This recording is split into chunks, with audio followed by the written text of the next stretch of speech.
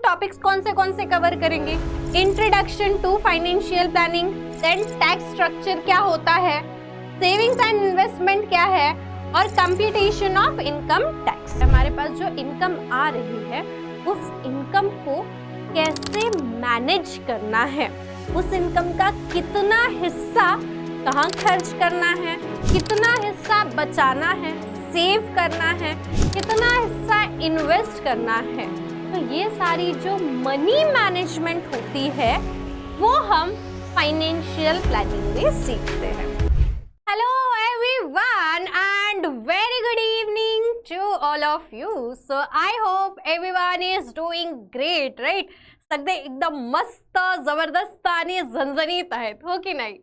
Hello to all and very good evening beta. So my name is Monica ma'am and I'm your maths mentor.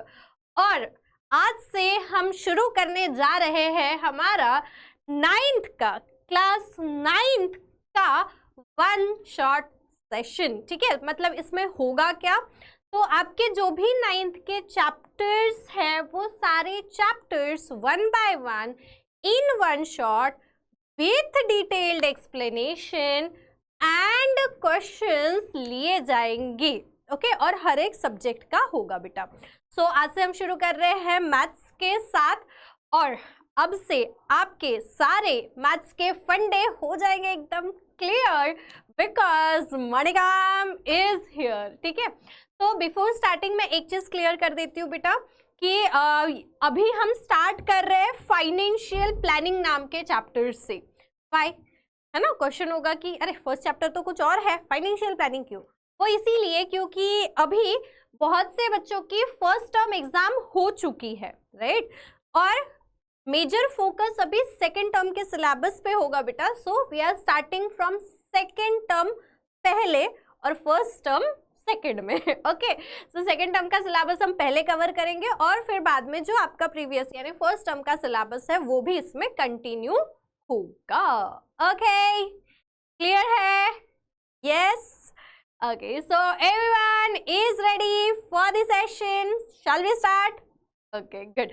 सो आपको एक नीचे comment में pin section में एक link भी मिल जाएगी बेटा। That link is for our WhatsApp channel. ठीक है, व्हाट्सएप क्लास 9th के लिए स्पेसिफिकली एक चैनल बनाया गया है जहाँ पे आपको सारे important updates, formula, short notes, mind maps, ये सारी चीज़ें प्रोवाइड की जाएगी। Okay, so you can join are WhatsApp channel from that link given below. और इस लेक्चर के जो लेक्चर नोट्स होंगे वो आपको पीडब्ल्यू के ऐप पे प्रोवाइड हो जाएंगे। ओके, चलो फिर शुरू करते हैं with our very very interesting chapter that is financial planning. तो हम टॉपिक्स कौन से कवर करेंगे? ऑब्वियसली पूरा चैप्टर कवर कर रहे हैं तो चैप्टर में जो भी टॉपिक्स है वो सारे इसमें इन्वॉल्व हो जाएंगे बेटा। Like introduction to financial planning, then tax structure क्या होता है, सेविंग्स एंड इन्वेस्टमेंट क्या है, और computation of income tax. Okay, so ये सारी चीजें हम आज के क्लास में कवर करेंगे। ओके, सो बिफोर स्टार्टिंग मैं एक चीज बता दूं कि फाइनेंशियल प्लानिंग ये बहुत ही ज़्यादा इंटरेस्टिंग चैप्टर है। वो इसीलिए क्योंकि ये ऐसा चैप्टर है जो हम जिससे हम डे टू डे लाइफ में जो चीज़ें यूज़ होती है उसको इम्प्लीमेंट करेंगे, उनके बारे में इन डिटेल जानेंगे। और यूजुअली हमारे घर में जो फाइनेंस से रिलेटेड डिस्कशन होता है जिससे हमें बेदखल किया जाता है, राइट? पेरेंट्स के बीच में या बड़ों के बीच में फाइनेंस से रिलेटेड कुछ डिस्कशन होता है कि हाँ यहाँ ये पैसे जमा करके रखने हैं, ये इस चीज़ में काम में आएंगे, या इतना अमाउंट ऑफ जो है हमें यहाँ खर्च करना है, लाइक दैट। इसमें आपको इन्वॉल्व नहीं किया जाता बच्चा समझ के, करेक्ट? बट आगे से आफ्टर स्टडिंग दिस चैप्टर, ये चैप्टर पढ़ने के बाद आप उस डिस्कशन का पार्ट हो सकते हो, आप अपनी राय भी दे सकते हो और फिर आपको बेदखल नहीं किया जाएगा। Okay, so let's see why this financial planning is important. Exactly ये फाइनेंशियल प्लानिंग होती क्या है? तो अभी नहीं बट आगे जाके आप कुछ ना कुछ पैसे अर्न जरूर करोगे, पैसे तो कमाओगे, करेक्ट? कि ऐसे ही रहोगे? कमाएंगे, है ना। तो आगे जाके जब हम कुछ ना कुछ पैसे अर्न करेंगे बेटा, तो वो जो हमारे पास पैसे आ रहे हैं, हमारे पास जो इनकम आ रही है, उस इनकम को कैसे मैनेज करना है, उस इनकम का कितना हिस्सा कहाँ खर्च करना है, कितना हिस्सा बचाना है, सेव करना है, कितना हिस्सा इन्वेस्ट करना है, तो ये सारी जो मनी मैनेजमेंट होती है वो हम फाइनेंशियल प्लानिंग में सीखते हैं। Okay, so financial planning is all about money management. जो आगे जाके आप अर्न करोगे उसे मैनेज करना भी आना चाहिए, वरना होता क्या है, जैसे आप सभी के घर में आपने ऑब्जर्व किया होगा, पेरेंट्स की इनकम आती है तो आते साथ हम खर्च कर देते हैं क्या कहीं भी, है ना। हम अलग अलग जगह उसका डिस्ट्रीब्यूशन करते हैं कि इतना अमाउंट घर खर्च में जाएगा, इतना अमाउंट किराना में जाएगा, इतना अमाउंट हमारे सेविंग्स में जाएगा, लाइक दैट, है ना। तो this is all is financial planning. यही एक फाइनेंशियल प्लानिंग होती है, मैनेजमेंट ऑफ मनी, या फिर आप मनी मैनेजमेंट इसको बोल सकते हो। बट ये फाइनेंशियल प्लानिंग जरूरी क्यों है? हमको तो मामा के यहाँ चले गए, पैसे मिल गए, हम तो पूरे खर्च कर लेते हैं, कपड़े ले लेंगे, चॉकलेट्स ले लेंगे, लाइक दैट। क्यों बचाना है, क्यों मैनेज करना है ना, क्या ही नीड है इस चीज की? तो उसके बारे में थोड़ा सा जानते हैं। वाई दिस फाइनेंशियल प्लानिंग यानी मनी मैनेजमेंट इज नेसेसरी। तो कभी भी कोई भी इमरजेंसी आ सकती है बेटा। कुछ चीजें हैं जो हम प्रेडिक्ट कर सकते हैं, कुछ चीजें हैं जो हम प्रेडिक्ट नहीं कर सकते, मतलब अनप्रेडिक्टेबल होती है। फॉर एग्जाम्पल, आपके पेरेंट्स ने कुछ ना कुछ पैसे सेव किए होंगे, बट क्यों सेव किए? ताकि आपके आगे जाके एजुकेशन में काम में आ जाए, आगे जाके कुछ घर खरीदना है उसमें लग जाए, आगे जाके कोई कार खरीदनी है उसमें यूज हो जाए, राइट। सो जो आगे की प्लानिंग है उसके लिए वो पैसे सेव करके रख रहे हैं, या उसके लिए वो मनी मैनेज कर रहे हैं। तो जो हमें पता है कि आगे जाके खर्चा लगने वाला है, दोज आर प्रेडिक्टेबल एक्सपेंसेस। जैसे कि एजुकेशन हो गया, आपके हायर एजुकेशन में पैसे लगेंगे, ओके। उसके बाद फिर प्रोफेशन या कोई बिजनेस करना है आगे जाके, तो उसके लिए एक अमाउंट रिक्वायर्ड रह सकता है, तो उसके लिए पैसे जम रहे हैं। देन कोई व्हीकल खरीदना है, घर बनाना है, राइट, या फिर ओल्ड एज रिक्वायरमेंट, ठीक है, बुढ़ापे का सहारा। तो इन सारी चीजों के लिए पैसे बचाए जाते हैं या मैनेज किए जाते हैं। ये सारे हैं प्रेडिक्टेबल, जो हम आगे जाके होगा फॉर श्योर ये सोच के करते हैं। बट कुछ अनप्रेडिक्टेबल भी होते हैं। अनप्रेडिक्टेबल मतलब अचानक से कोई मेडिकल इमरजेंसी ही आ जाए, राइट, अचानक से कोई मेडिकल इमरजेंसी ही आ जाए, कोई नेचुरल डिजास्टर ही आ जाए, बाढ़ आ जाए, भूकंप आ जाए, उसमें नुकसान हो जाए, तो उस टाइम पे हमें किसी के सामने रिक्वेस्ट ना करनी पड़े, राइट, हम इतने कैपेबल हो कि अगर कोई मेडिकल इमरजेंसी आए तो उसके लिए हमारे पास एक फंड बैलेंस हो, एक सेविंग्स हो जो हम वहां लगा सके, करेक्ट। तो ऐसे अनप्रेडिक्टेबल होते हैं। एक्सीडेंट हो गया, सडन डेथ हो गई, so there are so many unpredictable expenses also. तो इन सारी चीजों के लिए फाइनेंशियल प्लानिंग करना ये बहुत ज्यादा जरूरी है, ओके। तो छोटा सा होमवर्क है आपके लिए कि ये लेक्चर होने के बाद घर में बैठ के फाइनेंशियल प्लानिंग के ऊपर एक थोड़ा सा छोटा सा डिस्कशन जरूर करना अपने पेरेंट्स के साथ में। वहां से आपको बहुत सारी और चीजें जो आपके सराउंडिंग में हो रही है, आपके घर में हो रही है, वो पता पड़ेगी और फिर इस चैप्टर में और ज्यादा इंटरेस्ट बिल्ड होगा। ओके बेटा, so this is all about need of financial planning, okay. अब बात करते हैं हम सेविंग्स एंड इन्वेस्टमेंट की। तो अब ये सेविंग्स और इन्वेस्टमेंट तो अलग अलग चीजें हैं या सेम चीजें हैं? पहले तो बोथ आर डिफरेंट, है ना। सेविंग्स और इन्वेस्टमेंट दोनों अलग अलग चीजें। जल्दी से मुझे चैट में बता दो what you understand from saving and what you understand from investment. दोगन मतलब फर्क क्या है बड़ा? सेविंग्स और इन्वेस्टमेंट क्या डिफरेंस है? हाँ, सही जा रहे हो, सही जा रहे हो, सही जा रहे हो। तो सेविंग्स इज लाइक हमारा गुल्लक, है ना। गुल्लक, बचपन में सभी ने गुल्लक में पैसे जमा किए, है ना। मामा के पास से पैसे मिल गए, दादी के पास से पैसे मिल गए, हम उसको गुल्लक में जमा कर देते थे, है ना। तो सेविंग्स इज लाइक अ गुल्लक। सेविंग्स क्या हमारे लिए एक गुल्लक है जिसमें हम पैसे जमा कर रहे हैं। बट आफ्टर सम टाइम जब आप ये गुल्लक तोड़ोगे ना, जब आप ये गुल्लक तोड़ोगे, आपने जितने पैसे जमा किए थे उतने ही एज इट इज मिलेंगे, करेक्ट। उसमें से ना तो कुछ बढ़ के मिलेगा ना ही कुछ कम होके मिलेगा, है ना। गुल्लक कोई जादुई गुल्लक थोड़ी है कि पैसे बढ़ा दे, राइट। तो सेविंग्स इज द थिंग जहां पे आप अगर पैसे जमा कर रहे हो, आपने जितने जमा किए हैं उतने ही आपको एज इट इज रिटर्न मिलेंगे, ओके। बट जब हम इन्वेस्टमेंट की बात करते हैं तो इन्वेस्टमेंट में क्या होता है बेटा कि जो अमाउंट आपने जमा किया है वो अमाउंट आपको एज इट इज नहीं मिलेगा, उसमें से कुछ ना कुछ बढ़ के या कम होके मिलेगा, यानी चेंज होके मिलेगा। For example just discuss few things with your parents. FD क्या होती है, ठीक है। एलआईसी के बारे में हो गया, मम्मी से बचत गट के बारे में पूछो, ओके। तो ये जो एफडी है, बचत गट है, ये सब क्या है, एक इन्वेस्टमेंट है। मम्मी ने बचत गट में पैसे डाले, तो जब वो बचत गट खुलेगा तब पैसे इंक्रीज होके मिलेंगे, है ना। अगर मम्मी ने 40,000 जमा किए हैं तो मम्मी को 40,000 से ज्यादा, लाइक 45,000 50,000 मिलेंगे, ओके।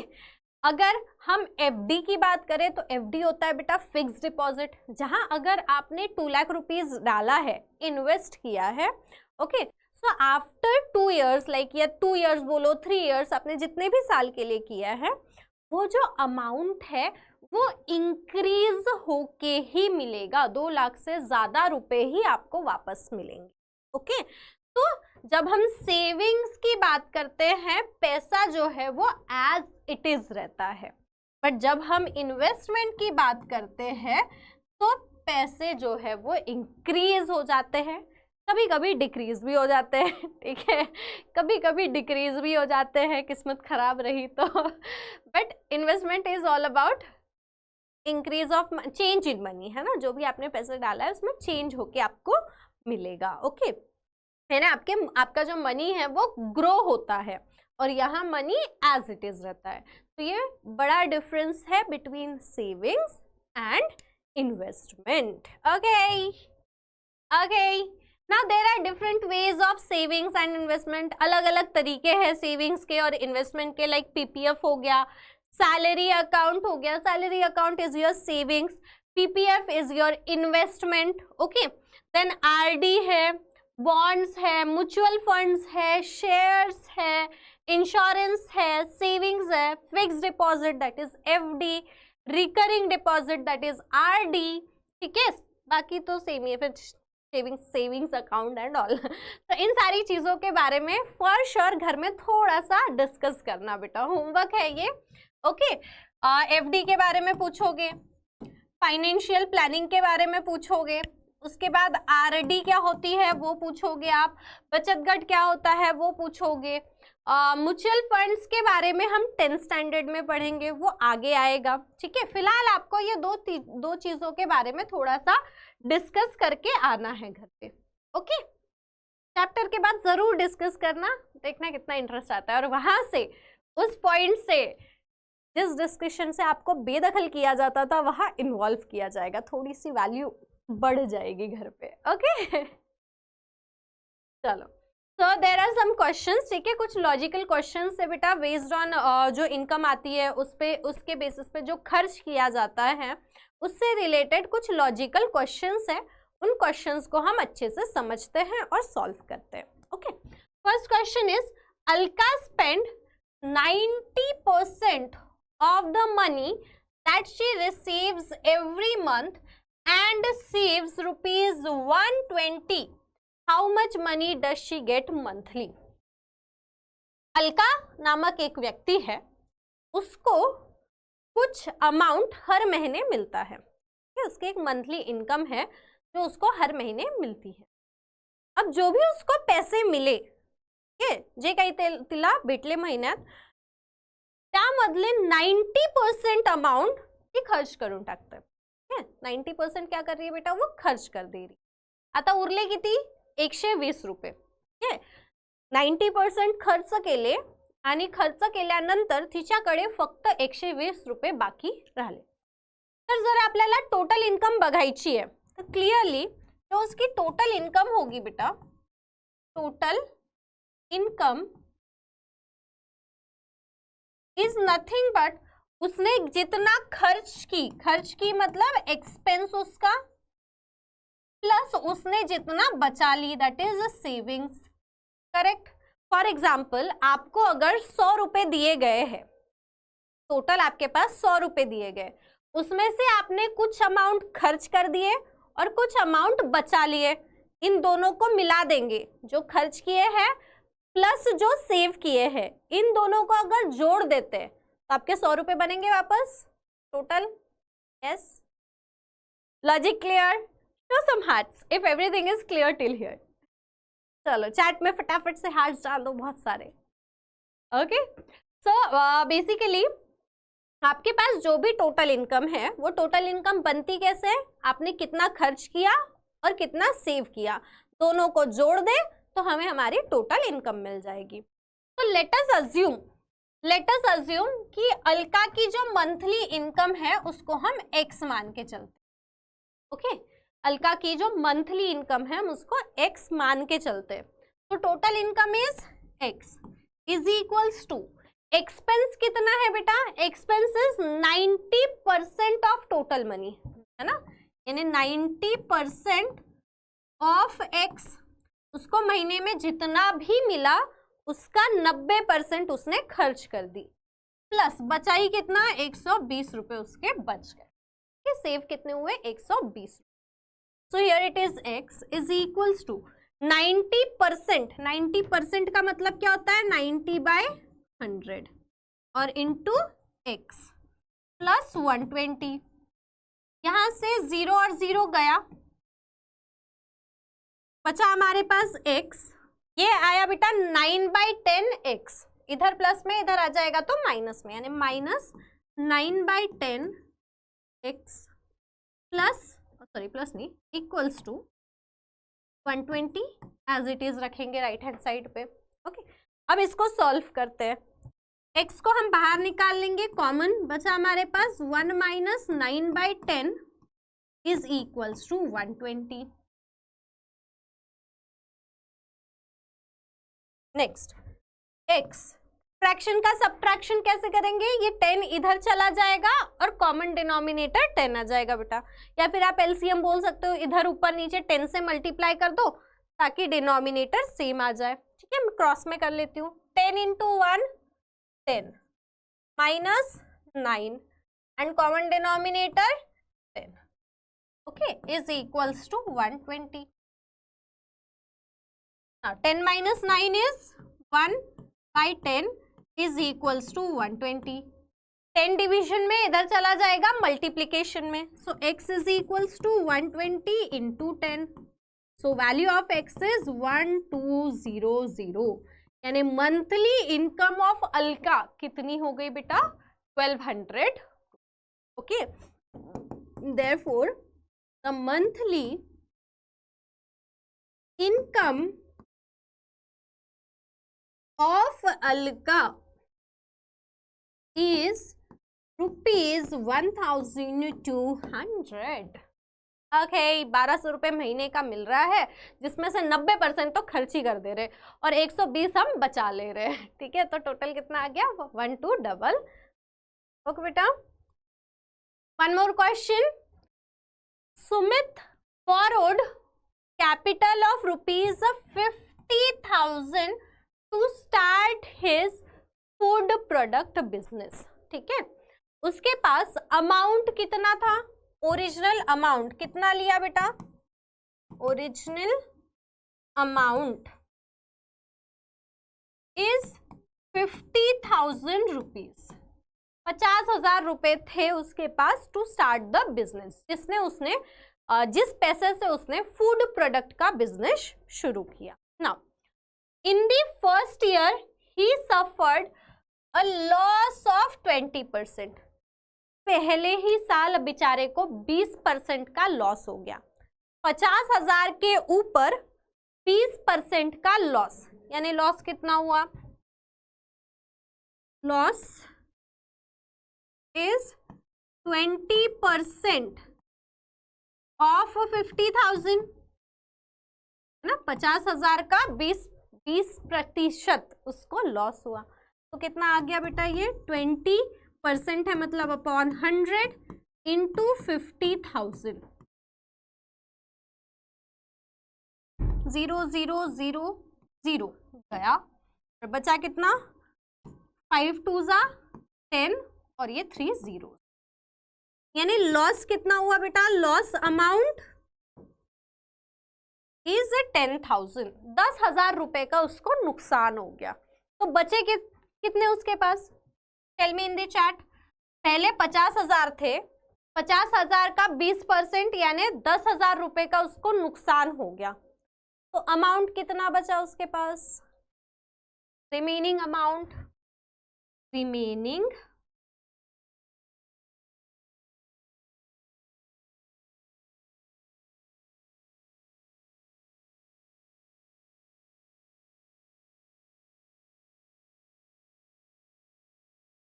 अमाउंट, रिमेनिंग अमाउंट कितना हो जाएगा बेटा? पहले 50,000 था, 50,000 में से 10,000 का तो नुकसान ही हो गया, यानी 50,000 minus 10,000, that is 40,000 is the remaining amount, है ना। 50,000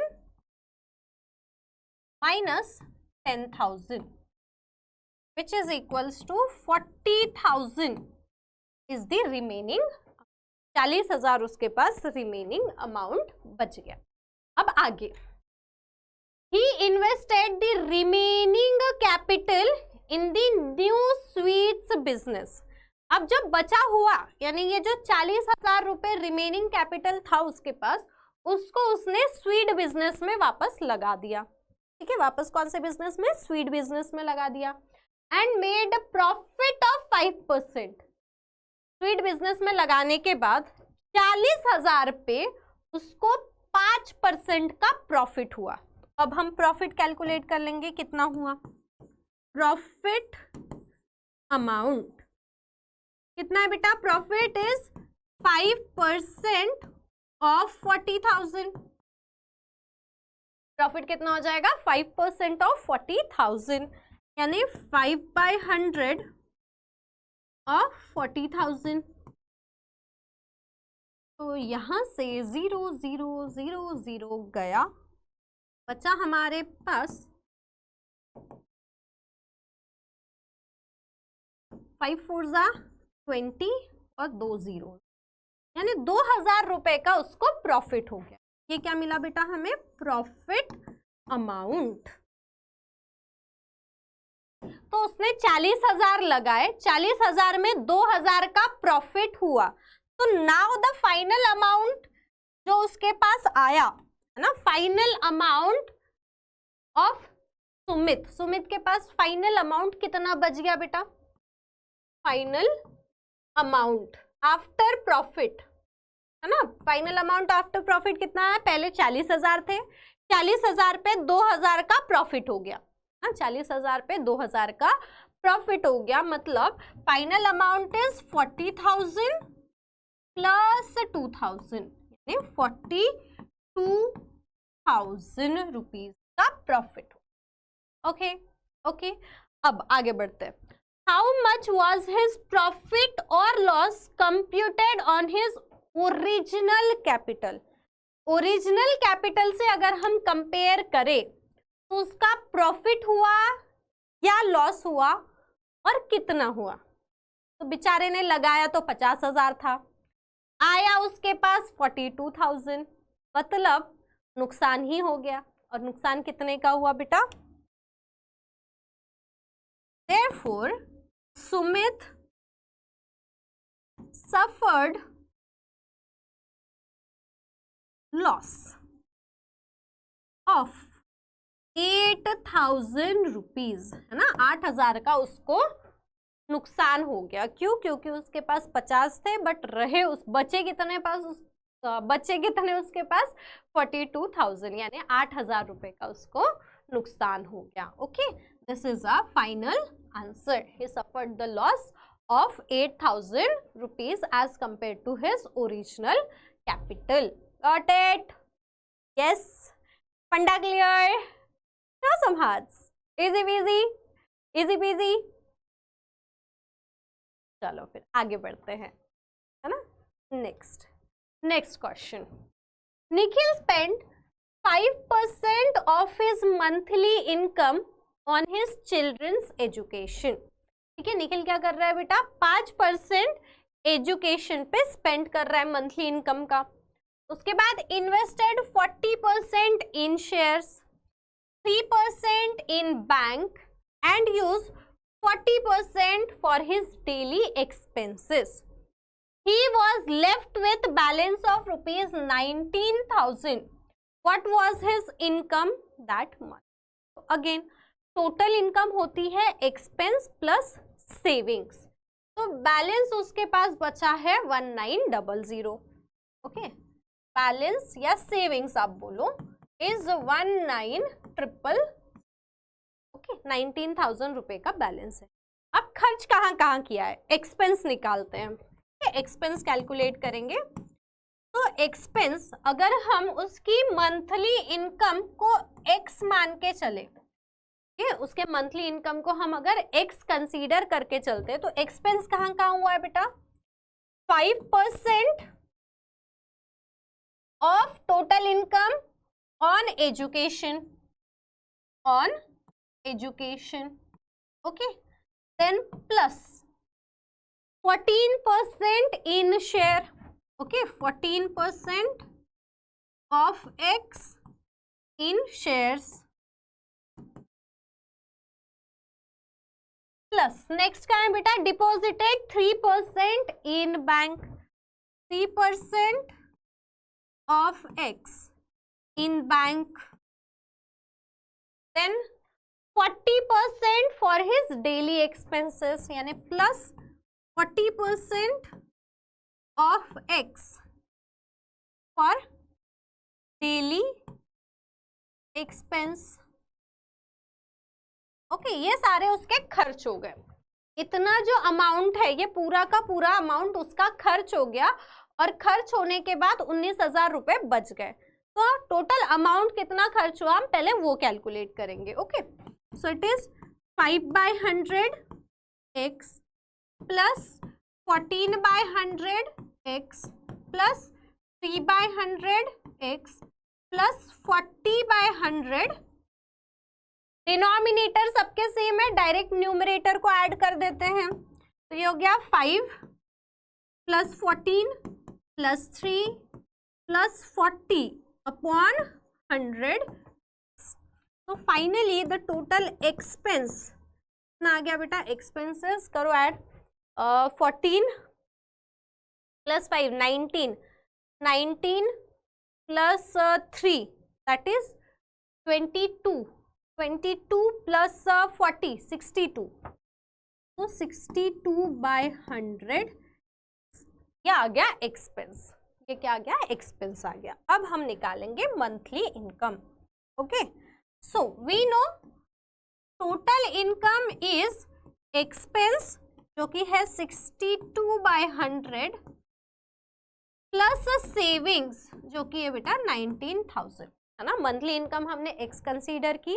मंथली इनकम बनेगी कैसे, टोटल उसने कितना खर्च किया प्लस टोटल उसने कितना बचाया. ओके, सो 62/100x प्लस 19,000. अब हम इसको सॉल्व करेंगे. तो ये आ गया x minus 62/100x is equals to 19,000. Solve करेंगे, x आ गया common, 100 minus 62/100 is equals to 19,000. Okay, कर लेते हैं बचा हुआ. तो ये आ गया 100 माइनस 62 दैट इज 34, है ना. 10 minus 2 8 and 10 minus 7 is 3. 34/100 x is equals to 19,000। तो यह 34 बाय जो 100 है उसको उधर शिफ्ट कर देते हैं, सॉरी 38। तो x is equals to 19,000 into 100 by 38। अब देखो कैसे कैंसिल होता है, 1 जा 2 जा 1 जा 50 जा। Okay, so finally the monthly income of कौन है, निखिल, इज ये आ गया 50 एंड 000। तो monthly income of Nikhil is ₹50,000। 50,000 रुपये उसकी मंथली इनकम थी, जिसमें से उसने ये सारे एक्सपेंस करके 19,000 रुपये बचा भी लिए। ओके, क्लियर है बेटा? तो ये सारे क्वेश्चंस थोड़ा सा लॉजिकली आपको सोचना है कि एक्सपेंस कितना है, पहले एक्सपेंस देख लो, सेविंग्स कितनी या बैलेंस कितना है वो देख लो, और दोनों को जब जोड़ देंगे तो हमें हमारी टोटल इनकम मिलेगी। ओके, जब दोनों को जोड़ देंगे तो हमें हमारी क्या मिल जाएगी, टोटल इनकम। तो थोड़ा सा बस लॉजिकली सोचना है इनको।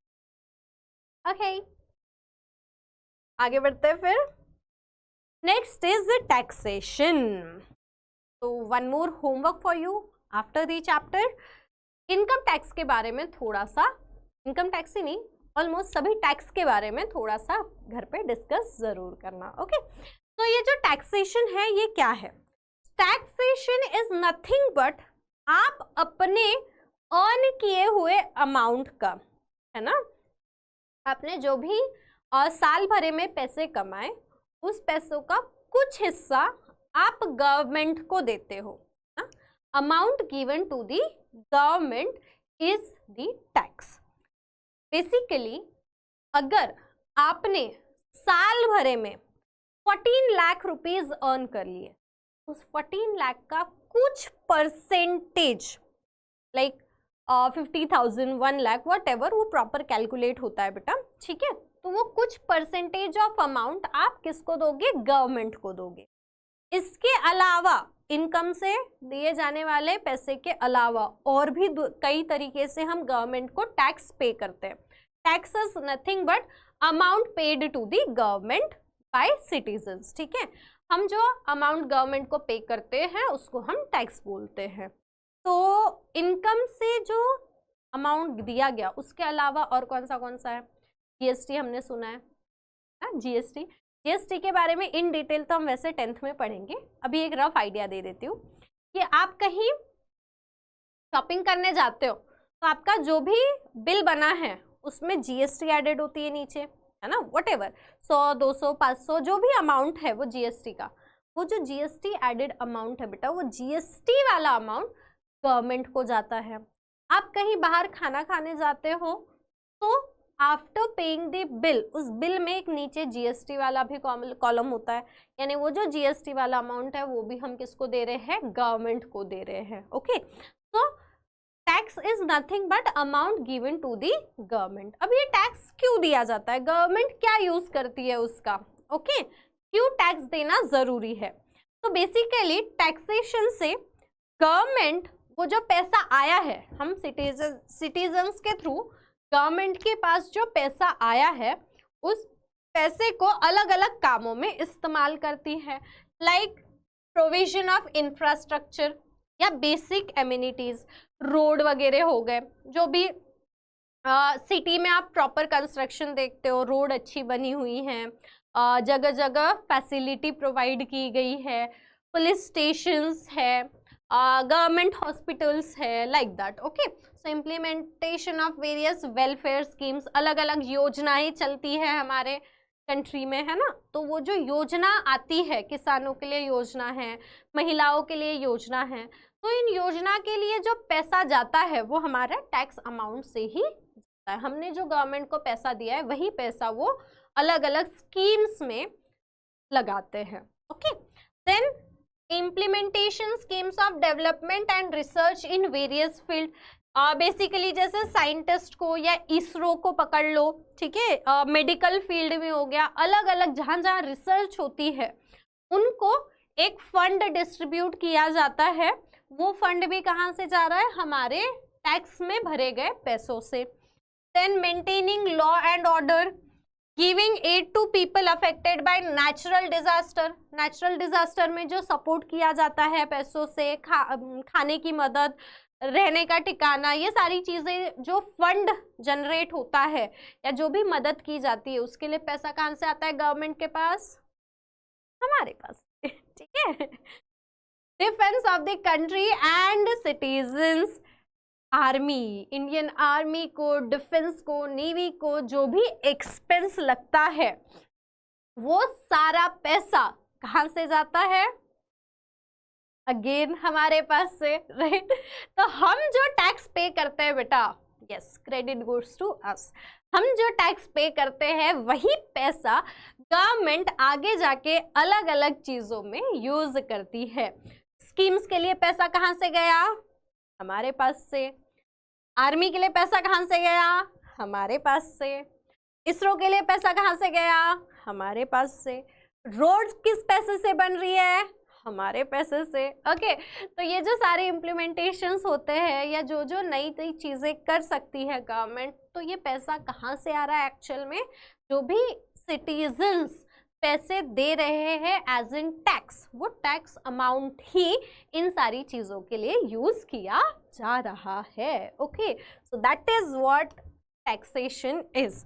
अब टाइप्स ऑफ टैक्सेस की हम बात कर लेते हैं। जैसे कि मैंने बोली कि इनकम का कुछ हिस्सा हम देते हैं, शॉपिंग करने जाते हैं तब देते हैं, खाना खाने जाते हैं तब देते हैं, टोल टैक्स में तब देते हैं, रोड पे गाड़ी चला रहे हैं तब देते हैं, गाड़ी खरीद रहे हैं तब भी देते हैं, घर खरीद रहे हैं तब भी देते हैं, घर बेच रहे हैं तब भी देते हैं, कोई चीज ले रहे हैं, कोई भी चीज तब भी देना है, कोई चीज बेच रहे हैं तब भी देना है। Okay, so at every stage. So basically there are different types of taxes बेटा। दो टाइप्स है, एक है डायरेक्ट टैक्स, एक है इनडायरेक्ट टैक्स। डायरेक्ट टैक्स मतलब जो हम directly face to face government को देंगे। ओके, जो हम डायरेक्टली गवर्नमेंट को देंगे उसको हम बोलते हैं डायरेक्ट टैक्स, और जो हम इनडायरेक्टली देंगे वो इनडायरेक्ट टैक्स। अब ये डायरेक्ट इनडायरेक्ट कैसे पता पड़ेगा मैम? तो द फर्स्ट थिंग इज, जैसे इनकम की बात कर रहे हैं ना, तो आपने साल भरे में कुछ इनकम कमाई और उस बेसिस पे आप टैक्स देते हो। ओके, जिसको हम इनकम टैक्स बोलते हैं, जो हर साल फाइल करना पड़ता है, ऑनलाइन इनकम टैक्स फाइल किया जाता है, इनकम टैक्स रिटर्न फाइल किया जाता है। ओके, जिसके थ्रू आप जैसे आप बड़े होगे तो आपको और आइडिया लगेगी, इवन आप आपके पेरेंट्स को भी पूछ सकते हो बेटा, कि जब उनकी मंथली इनकम आती है ना, अगर उनकी ईयरली इनकम, साल भरे की इनकम अगर 12 लाख के ऊपर है अभी के हिसाब से, ये हर साल चेंज होते रहता है। ठीक है, ये जो लायबिलिटी है या ये जो मैं बोल रही हूँ कि 12 लाख इज द अमाउंट, ये चेंज होते रहता है, यू नो निर्मला ताई, राइट। तो हर साल एक बजट आता है बेटा, बजट के बेसिस पे चेंजेस होते हैं। तो अभी के अकॉर्डिंग अगर हम देखें तो 12 lakh is the limit. 12 lakh के ऊपर अगर कोई पर्सन अर्न कर रहा है साल भरे का, okay, yearly, I am saying yearly if he is earning more than 12 lakh rupees, तो वो जो अमाउंट अर्न कर रहा है उसका कुछ परसेंट उसको गवर्नमेंट को देना पड़ेगा। ठीक है, उस अमाउंट का कुछ परसेंट उसको गवर्नमेंट को देना पड़ेगा। तो किसी का हर महीने जो भी उनकी मंथली सैलरी आती है उसमें से टैक्स डिडक्ट हो जाता है, 2000 3000 वॉटेवर। किसी का ओवरऑल साल भरे का टैक्स जब वो रिटर्न फाइल करते हैं तब डिडक्ट हो जाता है। तो ये हम डायरेक्टली किसको दे रहे हैं? गवर्नमेंट को। जो डिडक्ट हुआ, जो कटा, वो सीधे सीधे गवर्नमेंट के अकाउंट में चला गया, लाइक दैट। तो ये होता है हमारा direct tax. Okay, taxes which are paid directly by the tax payer are called direct taxes. जैसे कि हमारा है इनकम टैक्स, उसके बाद वेल्थ टैक्स और प्रोफेशनल टैक्स। क्या होता है? बिजनेस ओनर्स टैक्स पे करेंगे directly, professional tax. Wealth tax is like कि अगर कोई घर खरीद रहा है, बेच रहा है, तो वो जो भी रहेगा वो डायरेक्टली गवर्नमेंट को जाएगा। Okay, then coming towards indirect tax. अब ये इनडायरेक्ट टैक्स क्या होते हैं? जैसे मैंने बोली थी कि अगर आप शॉपिंग करने जाते हो उसमें जीएसटी अमाउंट एडेड रहता है। अब जीएसटी अमाउंट जो एडेड है, 200 रुपए जो जीएसटी लगा के बिल दिया गया है आपको, वो आप गवर्नमेंट को देते हो या दुकानदार को देते हो? दुकानदार को। वेरी गुड, किसको देते हो बेटा? दुकानदार को। आप कहीं होटल में खाना खाने चले गए, जो जीएसटी वाला एक्स्ट्रा अमाउंट ऐड हुआ है 5-10 रुपए, 50 रुपए, 100 रुपए, व्हाटएवर, वो अमाउंट आप गवर्नमेंट को पे कर रहे हो या उस होटल वाले को दे रहे हो एक्स्ट्रा? होटल वाले को, राइट? तो अभी आपने जो दुकानदार को या होटल वाले को अमाउंट दिया है वो लोग गवर्नमेंट को पे करेंगे। वो लोग वो अमाउंट किसको देंगे? गवर्नमेंट को देंगे।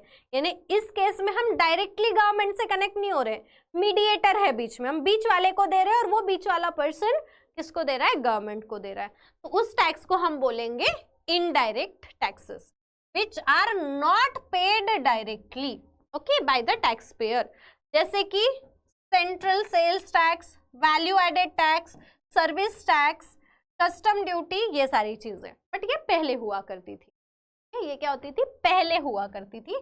अब इन सब का कॉम्बिनेशन है जो हम देते हैं, that is GST, okay, GST, इन सब का कॉम्बिनेशन। जीएसटी आने से पहले ऐसे अलग अलग टैक्स हुआ करते थे, बट अब ये सब मर्ज होके एक सिंगल कैटेगरी में आ जाते हैं, that is goods and service tax. तो अब जो भी टैक्स जाता है वो जीएसटी के नाम से जाता है। इनकम टैक्स इज डिफरेंट और ये जीएसटी वाली चीज अलग है, ओके। ये हम 10th में इन डिटेल पढ़ेंगे। 9th स्टैंडर्ड में स्पेसिफिकली हमें पढ़ना है इनकम टैक्स के बारे में।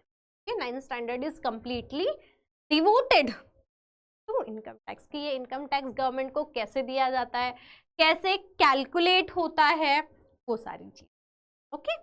चलो फिर शुरू करते हैं।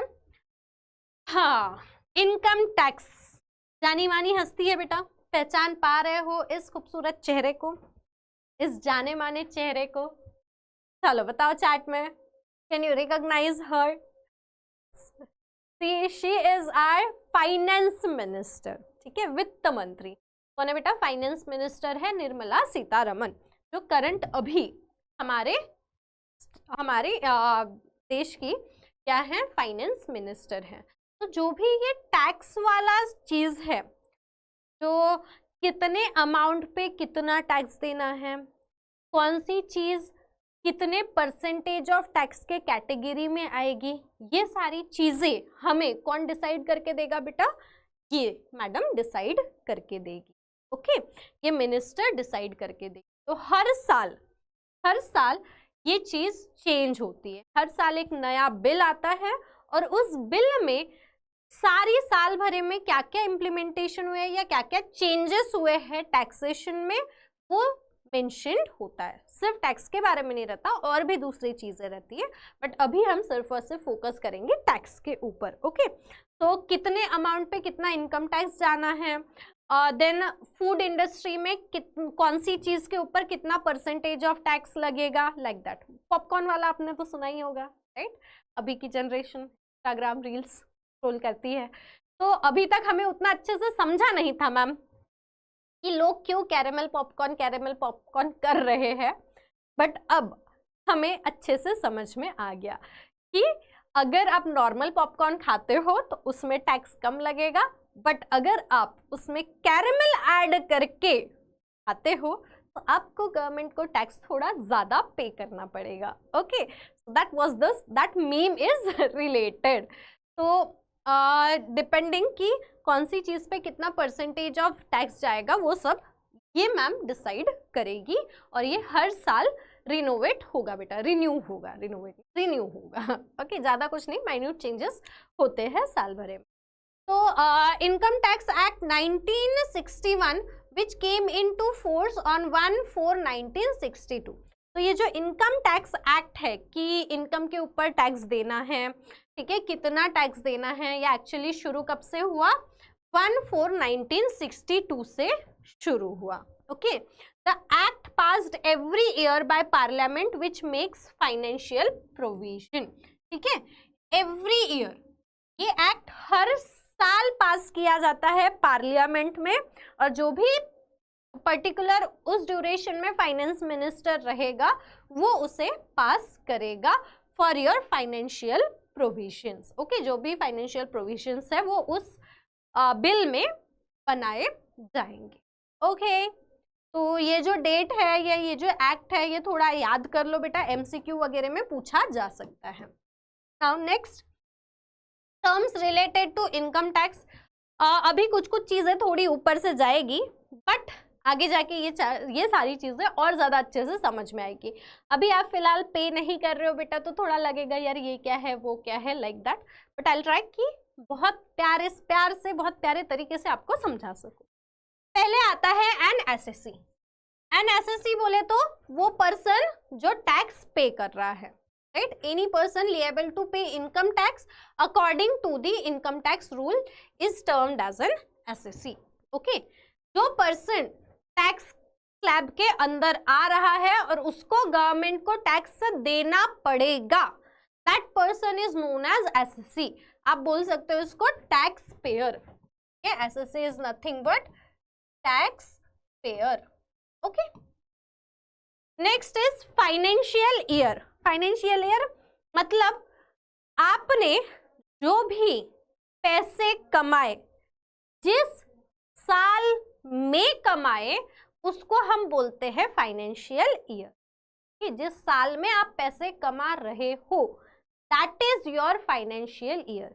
मतलब अभी हम 25 और 26, राइट, अभी जो हमारा ये ईयर चल रहा है, करंट ईयर की अगर हम बात करें तो 25-26 इस पूरे साल में हम अर्न करेंगे।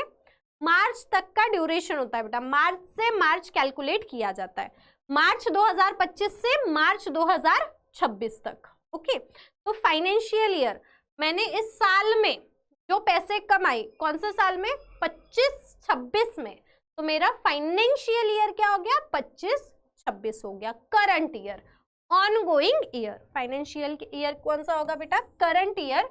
Period of 1 year during which the taxable income has been earned is called financial year. और वो कहाँ होता है, 1 अप्रैल से 31 मार्च। ये डेट याद कर लेना।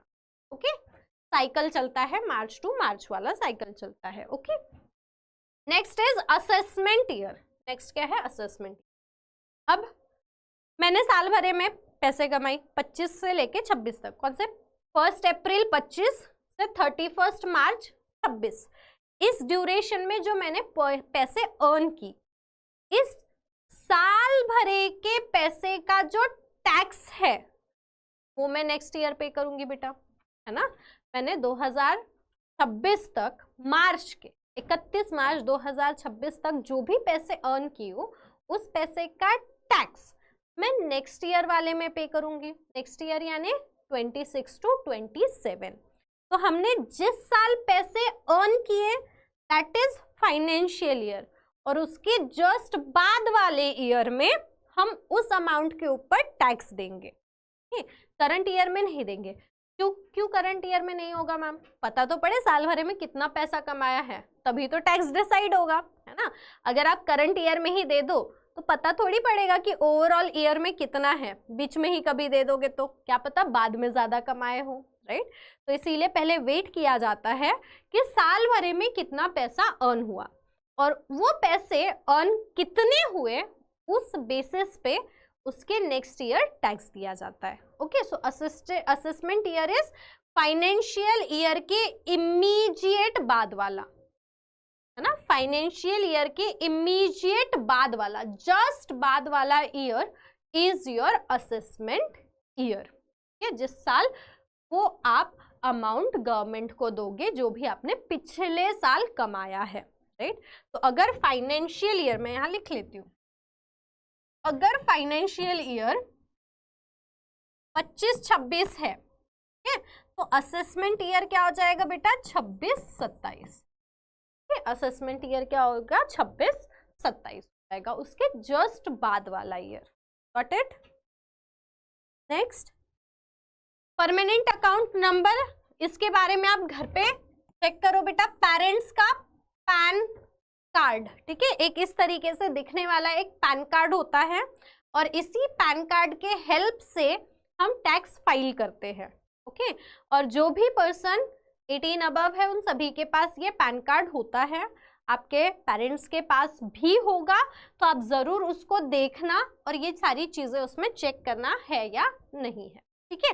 So PAN is nothing but permanent account number which helps to file the income tax. Income tax government को देने के लिए एज एन आइडेंटिटी हमारा पैन कार्ड यूज होता है।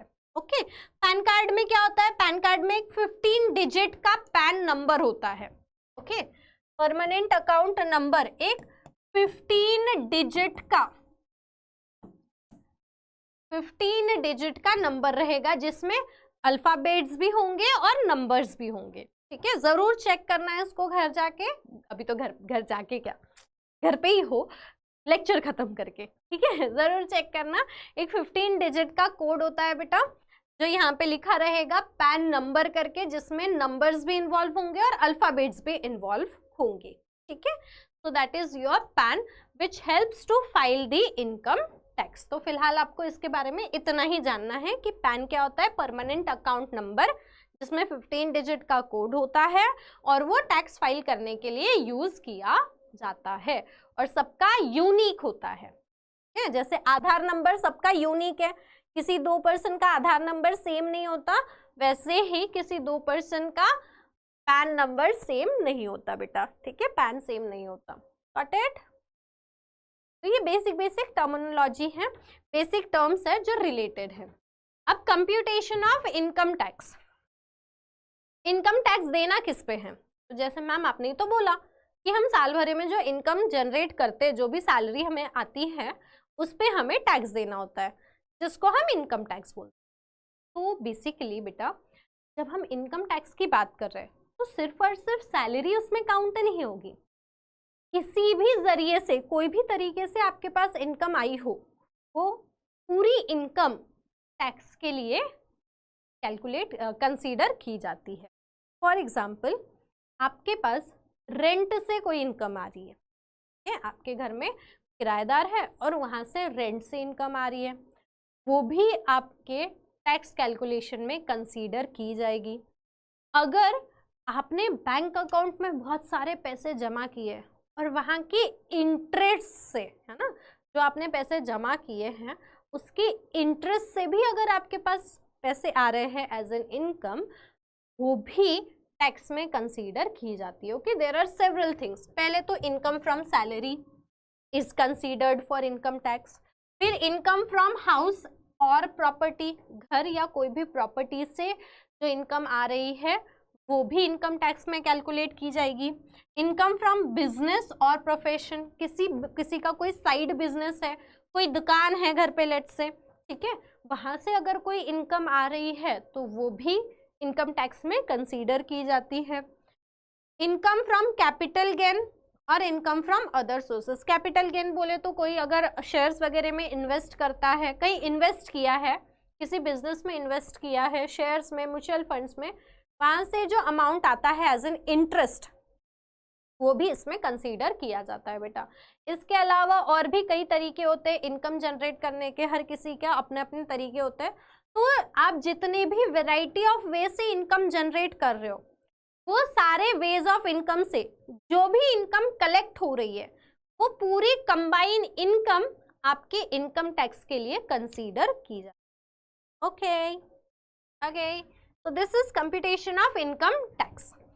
अब कुछ चीजें हैं जहां टैक्स नहीं पे करना होता है, जैसे फार्मर्स। ठीक है, farmers income from agricultural products farmers income from agriculture product is exempt for taxation. मतलब अगर कोई किसान अपने एग्रीकल्चर से, अपने खेती से पैसे कमा रहा है, भले ही कितने ही कमा रहा हो, उसको टैक्स पे नहीं करना है, क्योंकि एग्रीकल्चर से कमाई गई इनकम टैक्स के अंडर नहीं आती है, उसको छूट दी जाती है। फार्मर्स को एग्रीकल्चर इनकम पे छूट दी जाती है। तो अगर आप खेती से कोई पैसा कमा रहे हो तो उस पर टैक्स नहीं देना पड़ता, उस पर टैक्स नहीं लगता है, that is free from income tax. Okay, उसके बाद next, under section 80G of IT act, donation to prime minister relief fund, chief minister relief fund and certain other donation recognized to institution organization are exempt from taxation. अब इसका simple सा अगर मैं मतलब आपको समझाऊं तो आपने साल भरे में 13 लाख रुपए कमाए, फॉर एग्जाम्पल आपने साल भरे में 13 लाख रुपए कमाए, बट उस 13 लाख में से आपने 50,000 डोनेट कर दिए बेटा, डोनेशन दे दिए। डोनेशन किसको? ये जो रिलीफ फंड होते हैं अलग अलग, या एनजीओज होते हैं, या आश्रम्स होते हैं रजिस्टर्ड वाले, ठीक है, रजिस्टर्ड वाले। तो जो भी आपने डोनेट किया है, 50,000 आपने अगर डोनेट किए, तो अब आपका जो टैक्स कैलकुलेट होगा वो 13 लाख पे कैलकुलेट नहीं होगा। जो 50,000 आपने डोनेट किए उसको हटा दिया जाएगा कि डोनेशन वाला जो अमाउंट है वो टैक्स के अंदर नहीं आता, उस पर छूट दी जाती है। जैसे एग्रीकल्चर वाला टैक्स के अंदर नहीं आता, वैसे ही एटीजी के हिसाब से वो आईटी एक्ट है, ठीक है, एक्ट का नाम है, वो रूल है, दिस इज एक्ट जो बोलते हैं ना, ये एटीजी, एटीडी, एटीसी, ये सब रूल है। तो उन रूल के हिसाब से अगर कोई अमाउंट आप डोनेट करते हो तो वो डोनेशन वाला अमाउंट आपके टैक्स के लिए कैलकुलेट नहीं किया जाएगा, उस पे आपको छूट दी जाएगी। मतलब अब आपकी इनकम सिर्फ और सिर्फ 12.5 लाख ही कंसीडर की जाएगी, 13 लाख नहीं consider. Okay, same under section eighty D installments of premium for health insurance are exempt for taxation. अब 12.5 लाख था, बचा कितना? 50,000 तो हमने डोनेट कर दिए, तो वो टैक्स में कैलकुलेट नहीं होगा, बचा 12.5।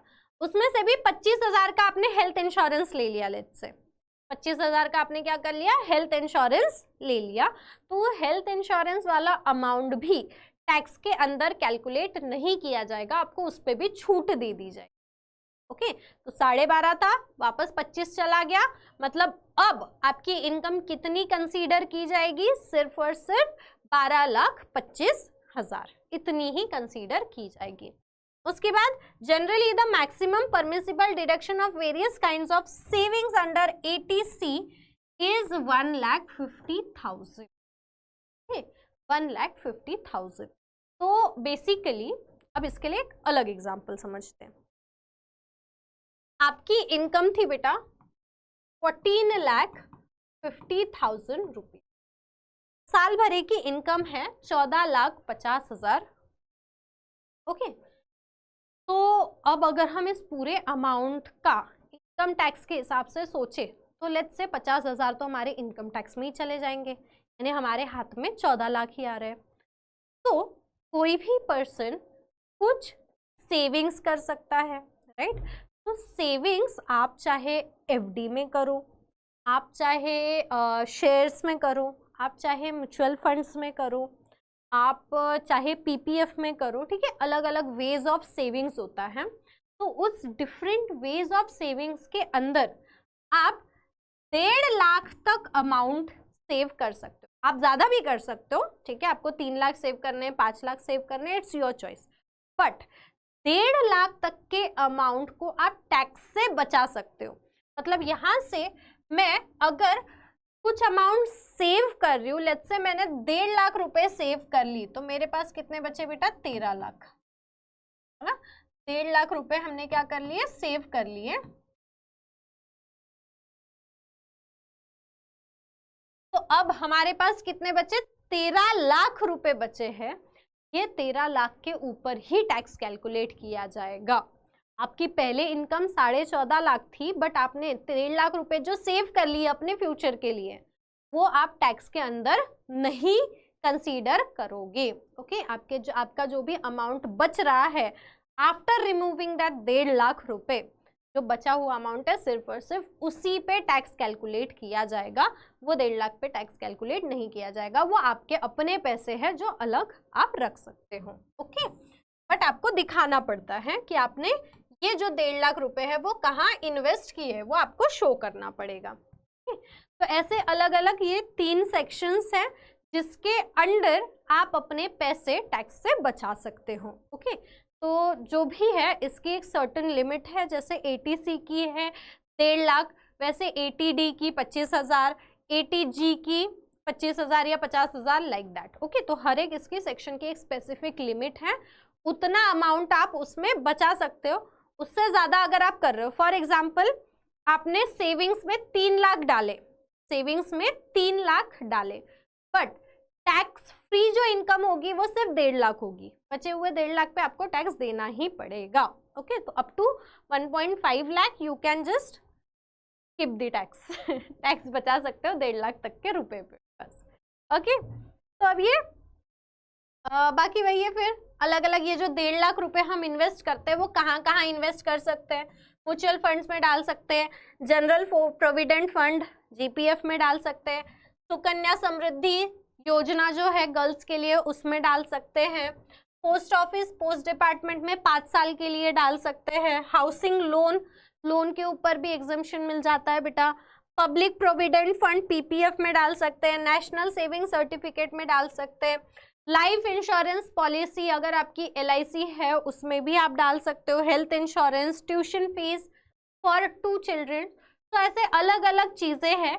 इन सभी चीजों में ना, ये जो जितनी भी चीजें लिखी हुई है, इन सभी चीजों में अगर हम पैसे इन्वेस्ट करते हैं, इनमें से किसी में भी अगर आप पैसे इन्वेस्ट कर रहे हो तो वो अमाउंट आपका टैक्स फ्री हो जाता है। जो पैसे इन्वेस्ट किए गए वो पूरा अमाउंट क्या हो जाएगा बेटा, टैक्स फ्री हो जाएगा। ओके, तो अब ये टैक्स कैलकुलेट कैसे होता है, टैक्स कैलकुलेट कैसे होता है, तो टैक्स जो है इनकम टैक्स, उसके अलग अलग स्लैब है और अलग अलग एज के अकॉर्डिंग ये स्लैब है बेटा। मतलब पहला है आपका, देखो अगर कोई भी person is up to the age of 60 साल के अंदर की एज है, किसी भी पर्सन की एज कितनी है, 60 साल के अंदर है, तो इनकम टैक्स कैसे कैलकुलेट होगा, taxable income slabs up to 2,50,000, अगर उसकी साल भरे की इनकम, ठीक है, जो भी पर्सन 60 साल से नीचे का है, ठीक है, अप टू 60 ईयर्स उसकी हम बात कर रहे हैं, अगर उसकी साल भरे की इनकम, ये क्या है, ईयरली इनकम मेंशन, साल भरे की इनकम 2,50,000 रुपए अगर है तो उसको गवर्नमेंट को टैक्स नहीं देना है, इट इज कंप्लीटली नील, वो अपने पास रख सकता है। अब अगर उसकी इनकम 2,50,000 से 5 लाख तक है, ठीक है, 2,50,000 से 5 लाख तक है, तो उसको गवर्नमेंट को 5% टैक्स देना पड़ेगा। गवर्नमेंट को कितना देना पड़ेगा, 5%। कैसे कैलकुलेट होगा, 5% ऑफ टैक्सेबल इनकम माइनस 2,50,000 रुपए। मतलब फॉर एग्जाम्पल अगर किसी पर्सन की इनकम 4 लाख है, साल भरे की इनकम कितनी है बेटा, 4 लाख, मतलब वो इस स्लैब में आ गया, तो उसको टैक्स कितना अमाउंट देना पड़ेगा, टैक्सेस 5% ऑफ टैक्सेबल इनकम जो कि है 4 लाख माइनस 2,50,000। तो पहले 4 लाख में से 2,50,000 माइनस होंगे और जो अमाउंट बचा उसका 5% कैलकुलेट किया जाएगा, उतना अमाउंट उसको एज एन इनकम टैक्स देना पड़ेगा। और उसके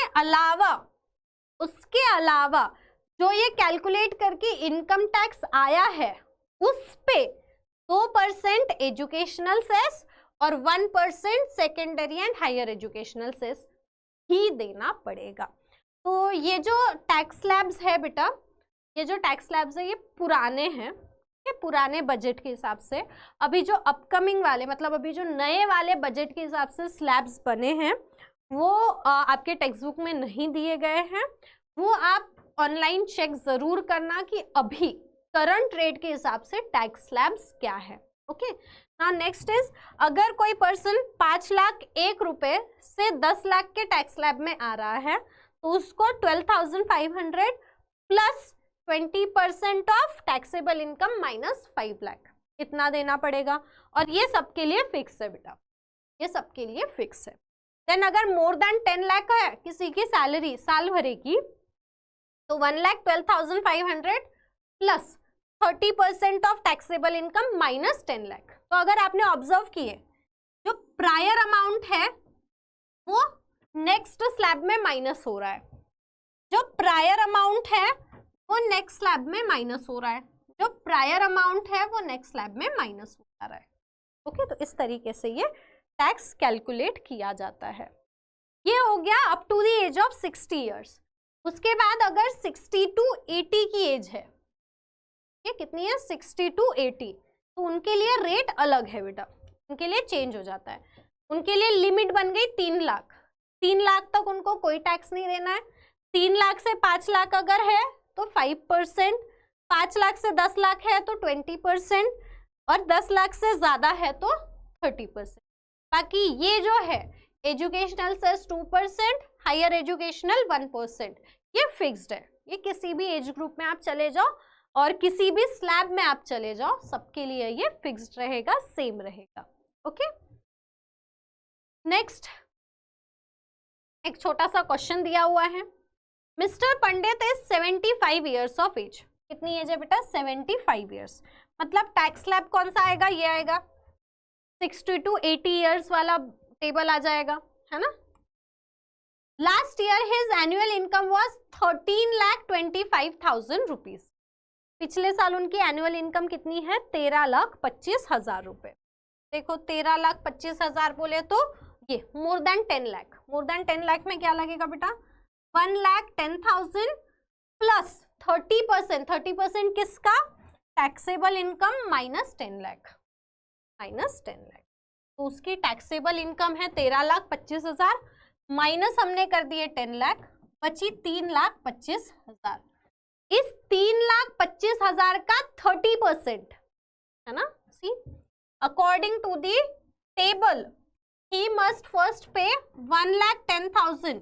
1,10,000 उसको पहले देने हैं, 1,10,000 उसको पहले देने हैं, और फिर 30% किसका, जो 3 लाख बच गए, 3,25,000 जो बच गए का 30%। देखो he has to pay 1,10,000 as income tax and addition 3,25,000 पे 30%। 3,25,000 पे 30%। करो कैलकुलेट, कितना आ रहा है 0 0 0 गया, बचा कितना 2 0 as it is.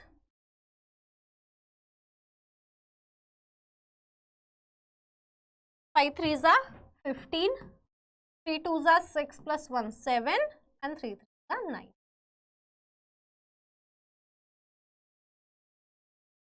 97,500, 97,500 rupees.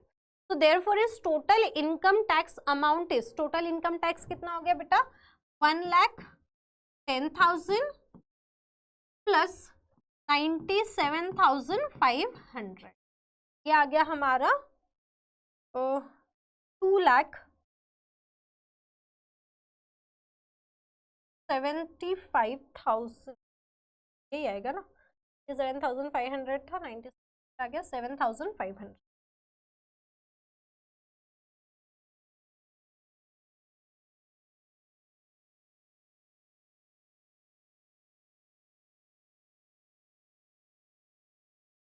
$2,07,500 is the final amount, final taxable amount, या टैक्सेबल नहीं, फाइनल इनकम टैक्स।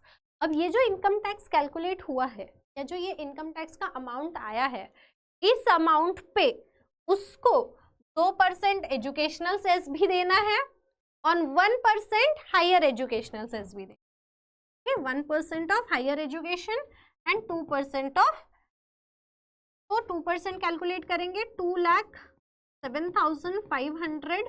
0 0 0 0 गया बेटा, बचा कितना 5 2 जा 10, 0 7 2 जा 14 प्लस 1 15 1 and 4, 4,150 रुपीज इज 2%, और 1% कितना हो जाएगा 1/100 of 2,07,500 is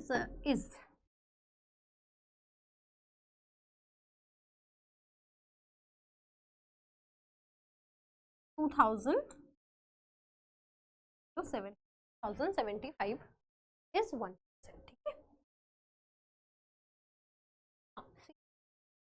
1,075 रुपीज। तो अब फाइनल अमाउंट कितना हुआ, फाइनल अमाउंट इज, पहला आ गया 2,07,500 रुपीज,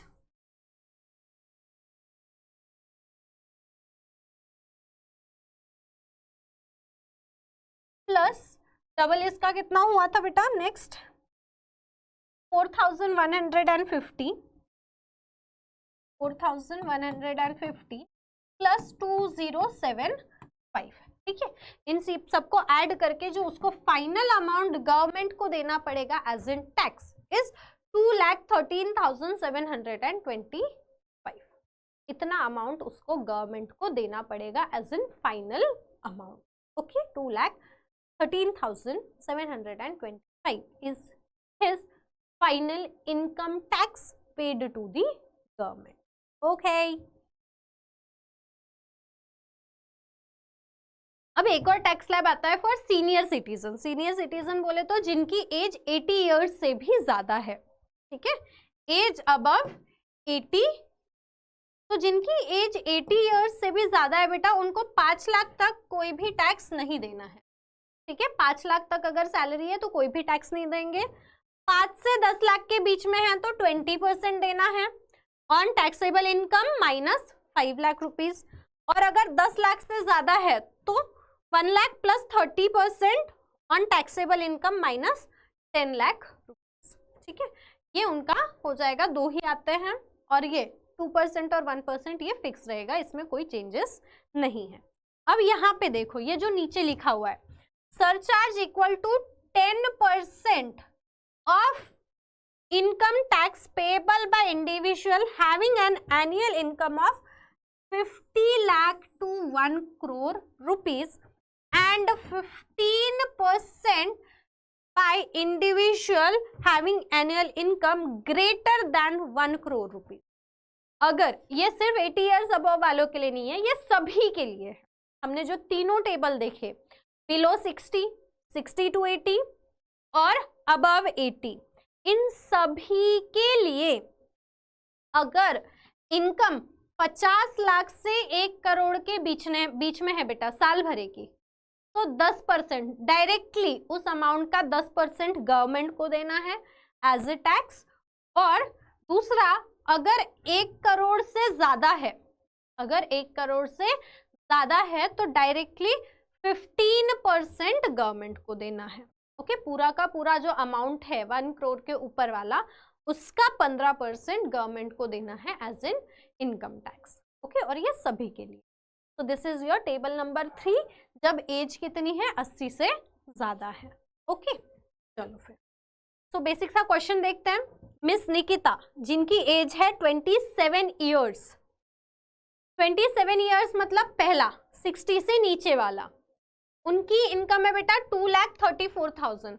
तो बाय फर्स्ट टेबल अगर हम देखें तो 2.5 लाख तक इनकम जो रहेगी वो नील रहेगी। 2.5 लाख के ऊपर अगर है तो टैक्स पे करना पड़ेगा। तो 2,34,000 है, मतलब ये नील है, इसको कोई टैक्स नहीं देना है, okay. Next mister Kulkarni, 36 age है, मतलब 60 से बिलो, 2.5 लाख के ऊपर इनकम है, 3,27,000। 2.5 लाख के ऊपर इनकम है तो इसको टैक्स देना पड़ेगा। he needs to pay, next he needs to pay। next is miss Mehta, 44 years, again पहला टेबल, 2.5 लाख से ऊपर है तो यस देना पड़ेगा। मिस्टर बजाज 64 years, अगर 60 से 80 था तो 60 से 80 3 लाख तक नील था बेटा, 3 लाख के ऊपर टैक्स पे करना था, और यहाँ इनकम 8 लाख है तो यहाँ पे भी टैक्स देना पड़ेगा। नेक्स्ट 81 ईयर्स, अगर 80 के ऊपर है तो 5 लाख तक की लिमिट थी, यहाँ 4.5 है। देखो 80 के ऊपर अगर एज है 81 ईयर्स तो 5 लाख तक की इनकम पे टैक्स नहीं लगेगा, और यहाँ इनकम कितनी है 4,50,000 इज लेस देन 5 लाख, तो यहाँ पे भी नील हो जाएगा, इनको भी टैक्स नहीं देना, ओके। तो टेबल आपको मेंशन रहेंगे बेटा, लर्न नहीं करना, टेबल आपको ऑलरेडी मेंशन रहेंगे, ओके। चलो एक और क्वेश्चन है। मिस्टर करतार सिंह, जिनकी एज है 48 इयर्स, पहला तो टेबल नंबर 1, 60 से नीचे वाला, ओके। क्या बोला गया है, works in private company, his monthly income after deduction of allowance is 42,000। सारे डिडक्शन अगर हम मान ले तो डिडक्शन वगैरह सब कंसीडर करके उसकी मंथली इनकम 42,000 है, तो ईयरली कितनी हो जाएगी बेटा? एक महीने की 42 है, तो एक साल की 12 इंटू 42,000 है ना। 4 आ गया 48 48 250, यानी 5,04,000 रुपए इज हिज ईयरली इनकम। ठीक है, सही है 42,000 के हिसाब से। Next, every month he contribute 3,000 to GPF. हर महीने वो 3,000 जीपीएफ में डालता है, तो जीपीएफ कितना हो गया बेटा? जीपीएफ ईयरली जीपीएफ एक महीने का 3,000, तो 12 महीने का 12 इंटू 3,000 यानी 36,000 वो जीपीएफ में कंट्रीब्यूट कर रहा है।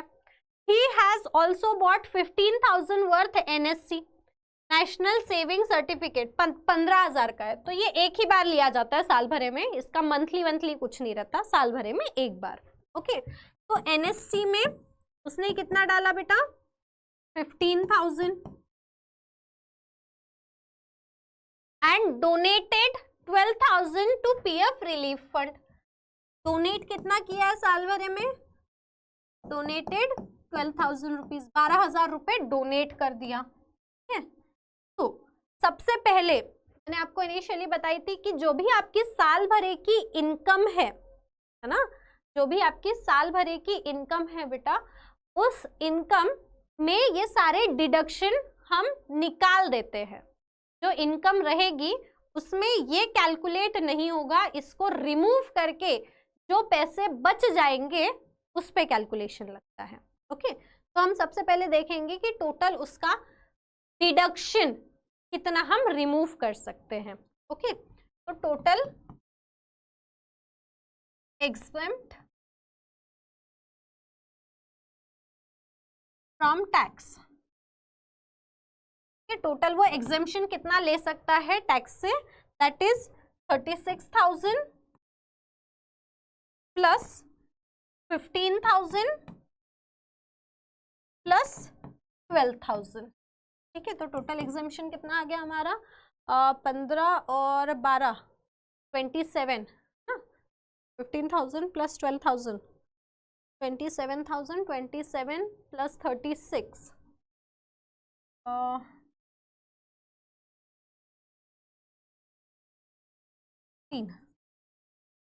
63,000 रुपीज है ना। 63,000 रुपीज का उसको एग्जेम्पशन मिल गया, तो अब उसकी टैक्सेबल अमाउंट कितना हो गया? Therefore taxable income, taxable income कितनी हो गई बेटा? जो एक्चुअल इनकम थी उसमें से एग्जेम्पशन माइनस कर देंगे, यानी 5,04,000 माइनस 63,000, क्या नहीं 42,000 तो आ गया 50, तो हाँ बराबर है 5,04,000 माइनस 63,000। तो अब इसकी टैक्सेबल इनकम कितनी हुई वो देखते हैं। 0 0 0 4 minus 3 1 minus 6 4 5 minus, so 4,41,000 is the final taxable income. अब इनकी जो एज है इज 48 ईयर्स, तो टेबल नंबर 1 पे आ जाओ।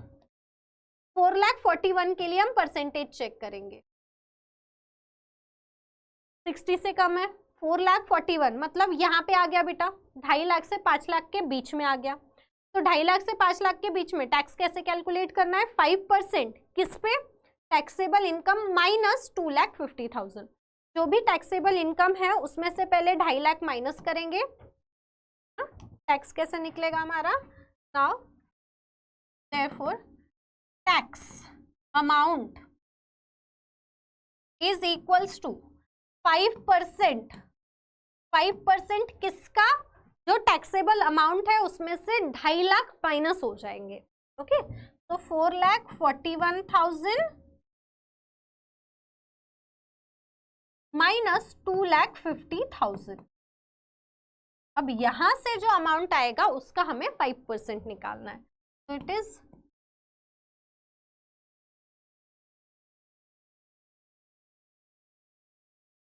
कर लो बेटा, सब्ट्रैक्ट कर लो, देखो कितना आ रहा है, 0 0 0 फिर 1 और 14 14 माइनस 5 9 और 3 1 1 9 1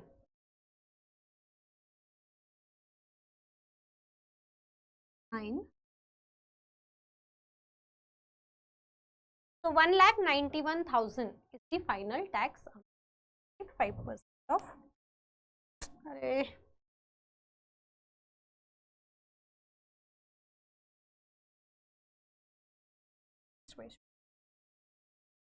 5% of 1,91,000.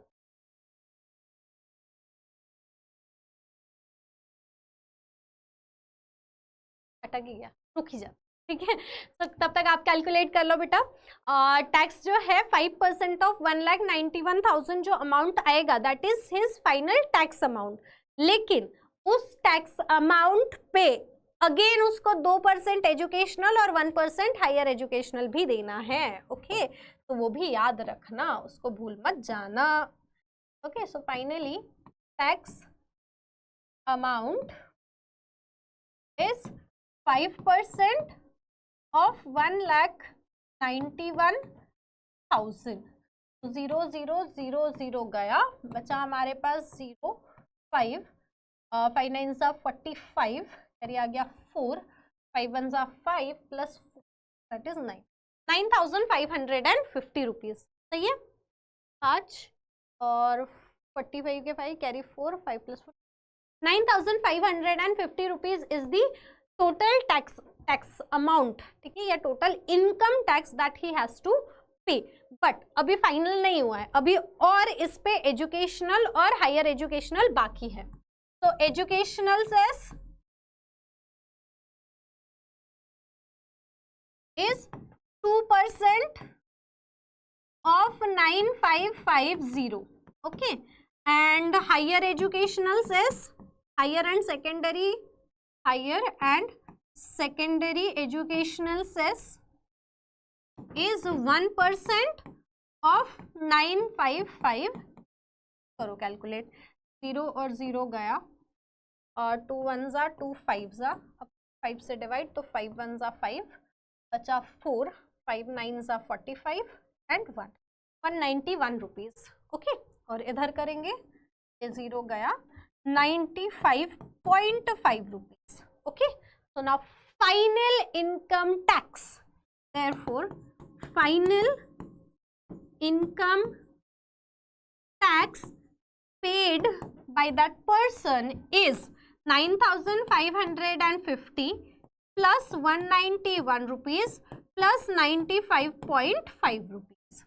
ओके अब करो ऐड, ये आ गया हमारा 5 और एक 6, 9 9 18 18 और 5 23, फिर ये आ गया 2 1 6 6 और 2 8 एंड